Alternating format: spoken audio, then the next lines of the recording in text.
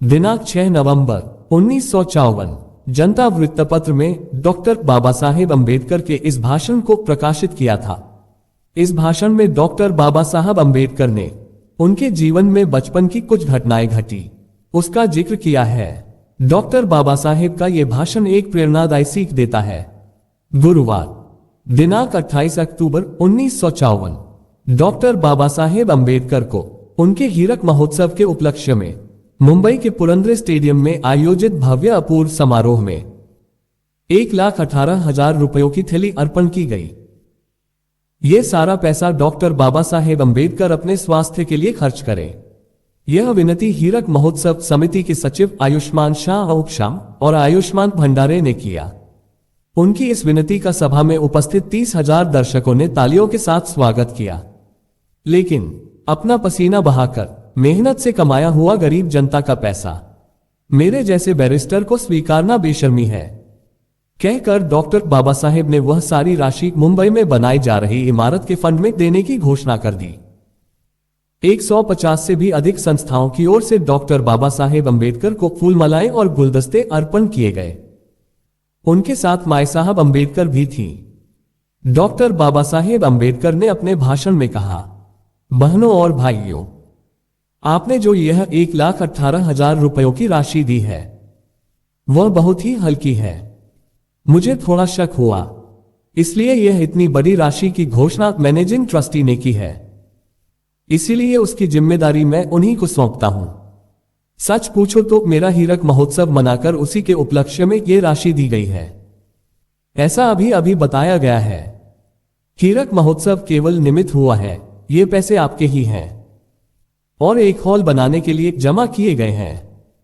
उसे मूर्त रूप देने के लिए केवल मैंने सूचना दी थी कि वे मुझे अपनी उम्र के 60वें साल में दिए जाएं।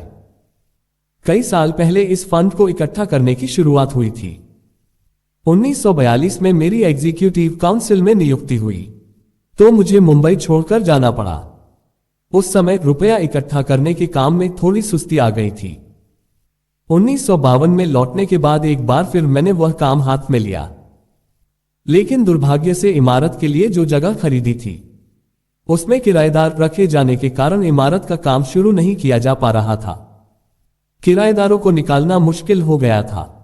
बताने में अब कोई हर्ज नहीं है कि मैंने थोड़ा पद का इस्तेमाल कर मुंबई का कानून बदलवा लिया है। उस कानून के कारण अब किराएदार निकल जाएंगे और इमारत का कामकाज शुरू किया जा सकेगा। मैंने जो किया वह जनता के लिए किया और यह राशि जो इकट्ठा हुई है वह भी आपकी ही है। अपने समाज के इन गरीब महिला और पुरुषों ने पसीना बहाकर कमाए हुए उनकी मेहनत के ये पैसे हैं और मैं बैरिस्टर हूं, एग्जीक्यूटिव काउंसिल का सदस्य था। स्वास्थ्य के कारण गरीब जनता का पैसा लेना बेशर्मी होगी, इसलिए यह सारा पैसा, जैसा कि मैंने पहले ही बताया है, इमारत बनाने के काम में खर्च होगा। मैं यहां घोषणा करता हूं कि मुझे इसमें से एक पैसा भी नहीं चाहिए। मित्रों, आज यहां बैठा हूं तो मेरे जीवन में अब तक जो घटनाएं घटी हैं वे सभी फिल्म की तरह आंखों के सामने आकर खड़ी हैं। मैं कहां पैदा हुआ, मेरे पिताजी मुझे कहां कहां लेकर गए, मेरे साथ क्या क्या हुआ, यह सब कुछ मेरी आंखों के आगे खड़ा हुआ है।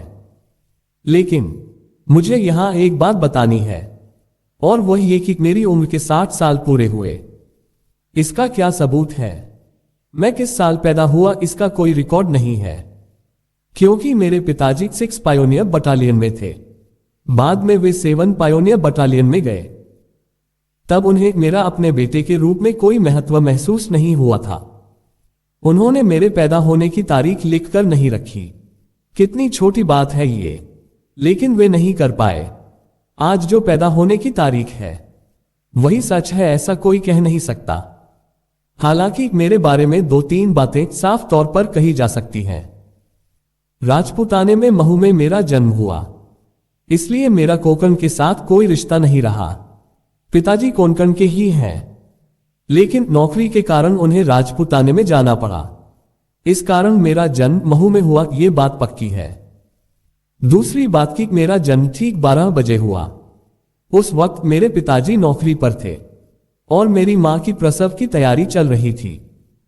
कहते हैं मेरे पैदा होते समय मेरी मां को बहुत तकलीफ हुई।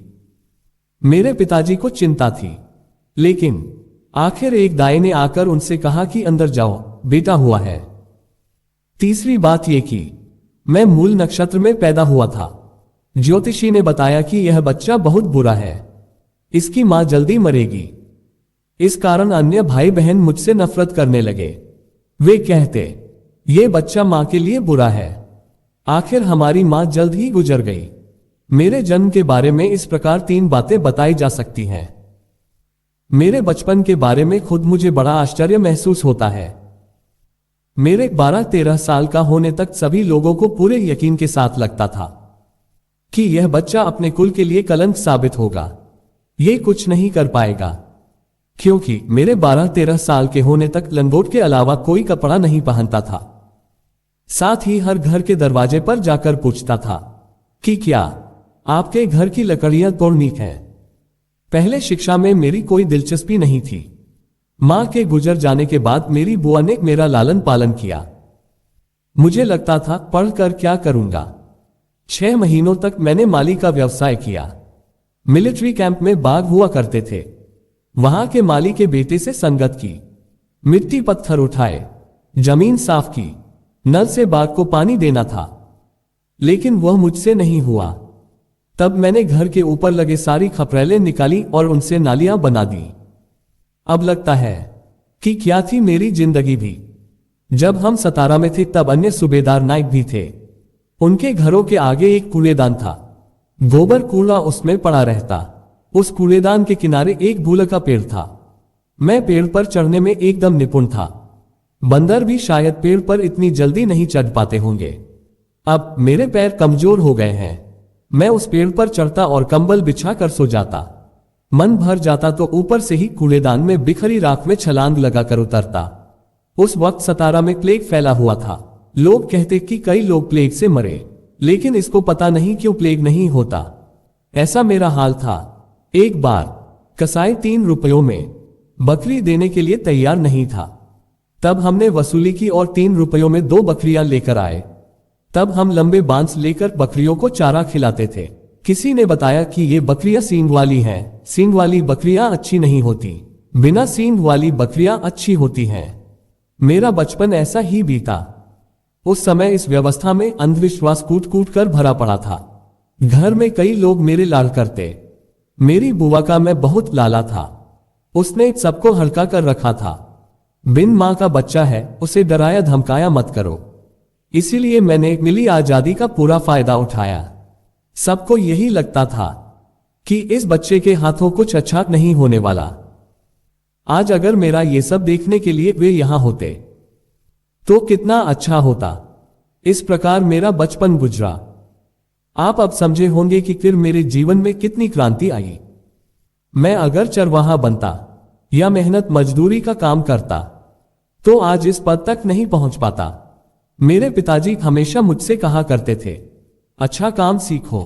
इन सारी यादों को बटोरकर एक चरित्र लिखने का मेरा ख्याल है, लेकिन चरित्र नहीं, एक छोटी सी किताब लिख रहा हूं। माझा बालपन, मेरा बचपन, उसमें ये सारी बातें मैं विस्तार से लिखूंगा। ऐसी कोई बात नहीं कि मुझ में कुछ गुण पैदाइशी थे और इसलिए मैं इस पद तक पहुंच पाया। मेरा जीवन जिस प्रकार चल रहा था उसी प्रकार अगर चलने दिया होता तो मैं एक नीतिपरक आदमी बनता। लेकिन मुझे अपनी याद थी। मेरी जिंदगी में जो मोड़ आया वह क्यों आया, कैसे आया, इसकी वजह मैं बताने वाला हूं। मेरे 3 गुरु हैं। हर एक के गुरु तो होते ही हैं, मेरे भी हैं। मैं कोई सन्यासी अथवा बैरागी नहीं हूं। मेरे गुरु ही मेरे पहले आदर्श हैं। बुद्ध। मेरी उम्र 10-12 साल की हुई होगी। उस समय मेरे पिताजी कबीरपंथी साधु थे। मुझे ये तभी से याद है। मेरे पिताजी का घर धर्मासन कहा जा सकता है, विद्यासन भी कहा जा सकता है। मेरे पिताजी विद्या के भक्त थे और धर्म के चहेते। मेरे बचपन में रामायण महाभारत आदि सभी ग्रंथ उन्होंने मुझसे रटवा लिए थे। उनका अभ्यास करवाते थे। रामायण महाभारत पढ़कर मेरे मन पर बहुत गहरा असर हुआ। मेरे पिताजी मुझसे कहते, हम गरीब हैं इसलिए डरने की कोई बात नहीं है। तुम विद्वान जरूर बनोगे, क्यों नहीं बनोगे। एक बार मैंने कोई परीक्षा पास की थी। उस वक्त चौल के लोगों ने मेरे पिताजी की इच्छा न होते हुए भी कैलुस्का की मदद लेकर मेरा सम्मान करने का कार्यक्रम रखने की सोची। मेरे पिताजी कहते, नहीं कराना है सत्कार, बच्चों का सत्कार करो तो उन्हें लगता है कि वे नेता बन गए हैं। लेकिन तब मेरा सत्कार हुआ और दादा कैलुस्का ने मुझे बुद्ध के चरित्र की एक किताब भेंट में दी। उस चरित्र को पढ़ने के बाद मुझमें एक अलग ही प्रकाश ने जन्म लिया। सीता राम वनवास गए, किसी के कहने पर सीता का त्याग किया, कृष्ण की 16,000 पत्नियां, आदि बातें कुछ भयंकर ही लगी। ये बातें फिर मेरे मन में जड़ें ही नहीं पकड़ पाए। लेकिन बुद्ध धर्म के बारे में अध्ययन के बाद आज तक मेरे मन पर पकड़ है। मुझे पक्के तौर पर लगने लगा है कि दुनिया का कल्याण केवल बुद्ध धर्म ही कर पाएगा। हिंदू लोगों को अगर अपना राष्ट्र जिंदा रखना हो तो बौद्ध धर्म को ही स्वीकारना होगा। यह मैं हमेशा कहता आया हूं। मेरे दूसरे आदर्श है कबीर। मेरे पिताजी कबीर पंथी थे, सो कबीर के जीवन और दर्शन का मुझ पर बड़ा गहरा असर हुआ। मेरी राय में कबीर को बुद्ध के दर्शन का सही मतलब समझ आया था। मैंने किसी को बड़ा नहीं कहा है। गांधी को मैंने कभी महात्मा नहीं कहा, क्योंकि कबीर ने कहा है, मनुष्य होना कठिन है तो साधु क्या बने, जो इंसान नहीं बना वह महात्मा कैसे बनेगा। और मेरे तीसरे आदर्श हैं ज्योतिबा फुले। ब्राह्मणेतरों के सच्चे गुरु वही हैं। दर्जी, कुम्हार, नाई, कुर्मी, माली, मछुआरे, मातंग, चमारों को इंसानियत के पाठ उन्होंने ही पढ़ाए हैं। पुरानी राजनीति में हम ज्योतिबा की राह से ही जा रहे थे। आगे चलकर मराठा हमसे अलग हुए, कोई कांग्रेस में गया, उन्हीं में से हमारे राबा बोले हिंदू महासभा में गए, वह यहां उपस्थित हैं ही। कोई कहीं भी जाए, लेकिन हम ज्योतिबा की राह पर ही चलेंगे। साथ में कार्ल मार्क्स को लेंगे या किसी और को, लेकिन ज्योतिबा का मार्ग नहीं छोड़ेंगे। इस प्रकार ये मेरे 3 जीवन के आदर्श हैं। इनकी सीख से मेरा जीवन बना है।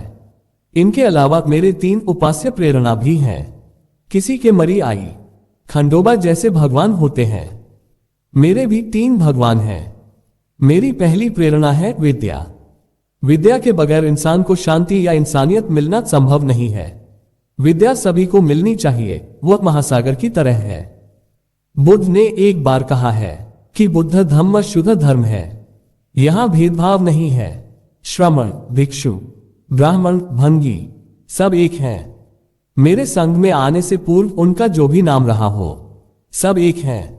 नाम चाहे जो हो, नदी, नाला, यमुना हो, ब्रह्मपुत्र हो, गंगा हो, गोदावरी हो, सभी नदियां अपने उद्गम से निकलकर सागर में जाकर मिली।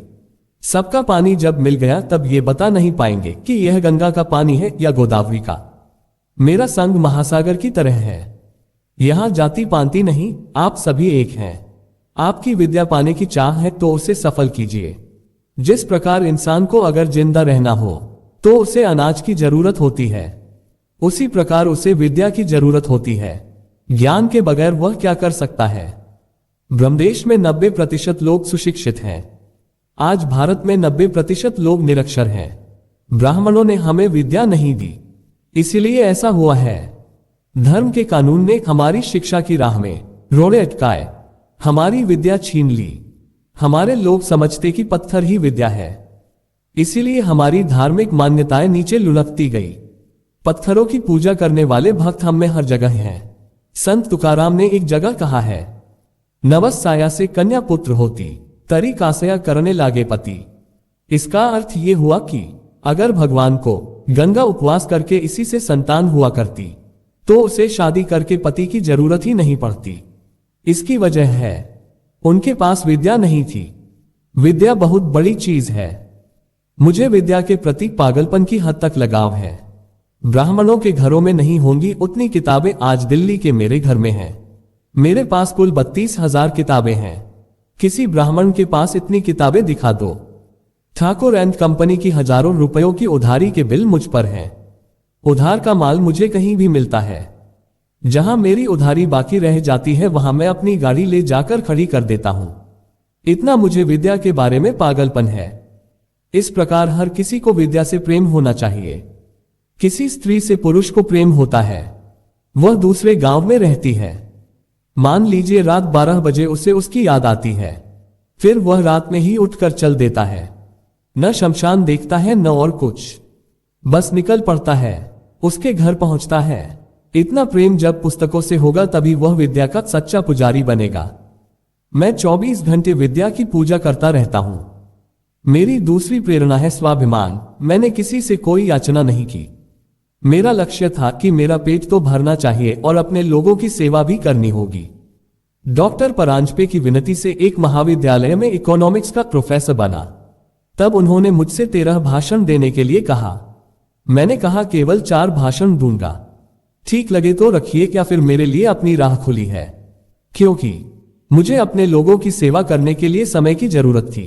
पोएट बावड़ी के नाके की खोली में मैंने एक टुकड़ा चावल रोटी खाए, लेकिन समाज सेवा को छोड़कर भारी तनख्वाह की राह पर नहीं गया। राह अपने आप बनती चली गई। लोगों ने थैलियां स्वीकार कर घर बनाए। मेरी जानकारी वाले एक नेता से मैंने सुना है कि 47,000 के प्रॉमिसरी नोट लिख कर दिए, और लोगों ने जब लाख रुपयों की थैली अर्पण की तब वह कर्जा लौटाया। मैं ऐसा नहीं करना चाहता। मैं अपना पेट खुद भरकर जो भी समाज की सेवा करनी थी वह की। मैं नौकरी करना ही नहीं चाहता था। गवर्नर जनरल कोई भी आए, मेरी उससे दोस्ती हुआ करती थी, लेकिन मैंने किसी से मुझे ये बनाए, मुझे वो जगह दीजिए जैसी कोई याचना नहीं की। हाँ, औरों के लिए मैंने कुछ अर्जियां दी होंगी, लेकिन अपने लिए चिट्ठी लिखी हो तो कोई दिखा दे। एग्जीक्यूटिव काउंसिलर होने की मेरी बड़ी तीव्र इच्छा थी, वह पूरी हो गई। अब मुझे ना पेंशन, ना तनख्वाह और ना प्रोविडेंट फंड, कुछ भी नहीं। अंग्रेजी राज्य में एक बार काउंसिलरशिप ली, एक बार कांग्रेस के राज में, लेकिन वहां भी कांग्रेस के साथ मेरी नहीं पटी। मैं जज बन सकता था, लेकिन अपने को इस प्रकार फंसा कर करना क्या था। इसलिए मैं बस यही बताना चाहता हूं कि दीनता नहीं होनी चाहिए, यह माने कि मैं कुछ हूं। मैं भगवान को भी कमतर आंकता हूं, इतना मेरा स्वाभिमान तेजस्वी है। मेरे स्वाभिमान का सामना कौन ईश्वर या देवता है वह भी नहीं कर सकता। और मेरी तीसरी प्रेरणा है चरित्र। मुझे याद नहीं आता कि कभी मैंने अपनी जिंदगी में किसी के साथ दगाबाजी की हो, किसी को धोखा दिया हो या स्वार्थ के लिए पाप किया हो। इस बारे में मुझे गर्व महसूस होता है। मैं कई बार विलायत गया, लेकिन अब तक मैंने कभी शराब नहीं पी, सिगरेट नहीं पी। मुझे किसी चीज की लत नहीं। किताब और कपड़ा ये 2 बातें बहुत प्रिय हैं। चरित्र संवर्धन का गुण मुझमें बड़े पैमाने पर है, ये बताने में मुझे बहुत गर्व महसूस होता है। इस प्रकार मेरे 3 गुरु और 3 प्रेरणा है। मैं इन्हीं से बना हूं, इन्हीं की शक्ति से मैं इस पद तक पहुंच सका हूं। मैं केवल कारण हूं, मैं केवल एक पुतला हूं जिनमें इनके कारण जान है। इसीलिए इनका अनुकरण कीजिए। आपने मेरा सम्मान किया, वह केवल व्यक्ति के लिए न होकर इन 3 उच्च मानव मूल्य के आदर्श के प्रति कृतार्थता के कारण किया। ये कहकर मैं इस राशि को अस्वीकार कर रहा हूं।